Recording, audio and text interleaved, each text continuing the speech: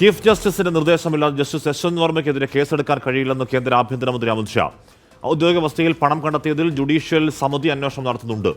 Justice വർമ്മയുടെ സ്ഥലമാറ്റം സംബന്ധിച്ച കാര്യങ്ങൾ കൊളീജിയത്തിന്റെ അധികാരപരിധിയിലാണെന്നും അമിത്ഷാ പ്രതികരിച്ചു. വിനിത വിജയ് വിവരങ്ങളുമായി ചേരുന്നു. വിനിത, ഇതുവരെ അതുമായി ബന്ധപ്പെട്ട് എന്തെങ്കിലും തരത്തിലുള്ള FIR ഇല്ല, മഹസറില്ല. എത്ര കോടി രൂപ എവിടെ നിന്ന് കണ്ടെത്തിയതിനെ കുറിച്ച് ഒഫീഷ്യലി രേഖപ്പെടുത്തപ്പെട്ട ഒരു കടലാസും എവിടെയുമില്ല.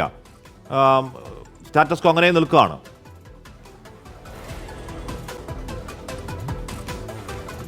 തീർച്ചയായും ഹാഷ്മി സൂചിപ്പിച്ചതുപോലെ തന്നെയാണ് അത്തരത്തിലേക്ക് സ്ഥിതിഗതികൾ തുടരുമ്പോഴും ഇപ്പോൾ ഈ ഒരു ദേശീയ മാധ്യമത്തിന് നൽകിയിരിക്കുന്ന അഭിമുഖത്തിലാണ്, ദേശീയ മാധ്യമത്തോട് സംസാരിക്കുന്നതിനിടയിലാണ് കേന്ദ്ര ആഭ്യന്തരമന്ത്രി അമിത്ഷാ ഇത്തരമൊരു പ്രസ്താവന അദ്ദേഹത്തിന്റെ ഒരു കാര്യം വ്യക്തമാക്കിയിരിക്കുന്നു, നയം വ്യക്തമാക്കിയിരിക്കുന്നത്. ഏറ്റവും പ്രധാനമായും പറയുന്നത് ഈ ചീഫ് ജസ്റ്റിസിന്റെ നിർദ്ദേശമില്ലാതെ ജസ്റ്റിസ് യശ്വന്ത് വർമ്മയ്ക്കെതിരെ കേസെടുക്കാൻ കഴിയില്ല, FIR ഇടാൻ കഴിയില്ല എന്നാണ് അമിത്ഷാ പറഞ്ഞിരിക്കുന്നത്.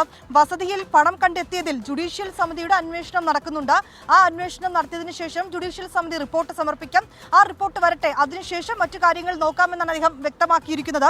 ഒപ്പം തന്നെ ഈ ജസ്റ്റിസ് വർമ്മയുടെ സ്ഥലം മാറ്റം സംബന്ധിച്ച കാര്യങ്ങൾ, അത് സംബന്ധിച്ചൊരു ചോദ്യമുണ്ടായിരുന്നു. ആ ചോദ്യത്തിന് അമിത്ഷാ നൽകിയ മറുപടി അത് കൊളീജിയത്തിന്റെ അധികാര പരിധിയിലാണെന്നും അക്കാര്യത്തിൽ താൻ കൂടുതൽ പ്രതികരിക്കാനില്ല എന്നുമായിരുന്നു അമിത്ഷാ പ്രതികരിച്ചിട്ടുണ്ടായിരുന്നത്. ഹാഷ്മി, ഓക്കെ.